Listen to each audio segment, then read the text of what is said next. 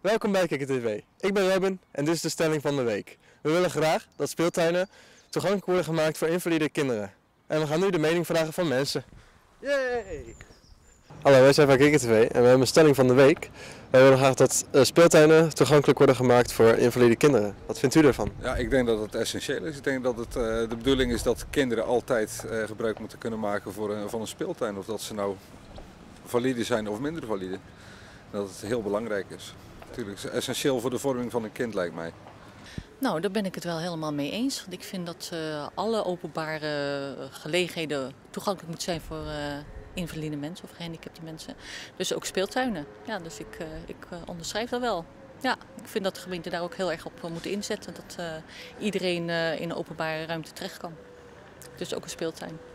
Wel, ik vind het een goed initiatief. Maar ik denk wel dat er dan nog andere dingen moeten bezien worden. De toegankelijkheid en zo van de speeltuin. Want ik weet niet of dat overal toegankelijk is voor de invalide kinderen. Dus het is een mooi initiatief als dat zou kunnen.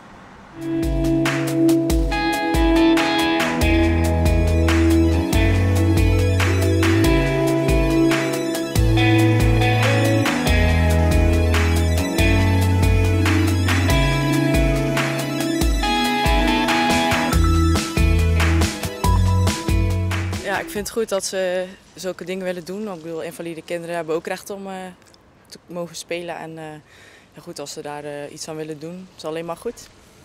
Nou, ik vind dat een goed idee.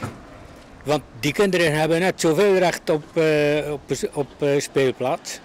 En als ze die toegankelijk maken, ja, daar sta ik helemaal achter. Want die hebben daar ook recht op. Ik ben het daar helemaal mee eens. Ik vind dat elk kind het recht heeft om te spelen. Dus elk kind zou ook in een openbare speeltuin waar normale kinderen spelen, moeten kunnen spelen. En ik denk dat ze daardoor ook zelf normaler worden. Ze hebben een handicap, maar daarom zijn het nog wel gewoon kinderen die willen spelen. Dus helemaal mee eens.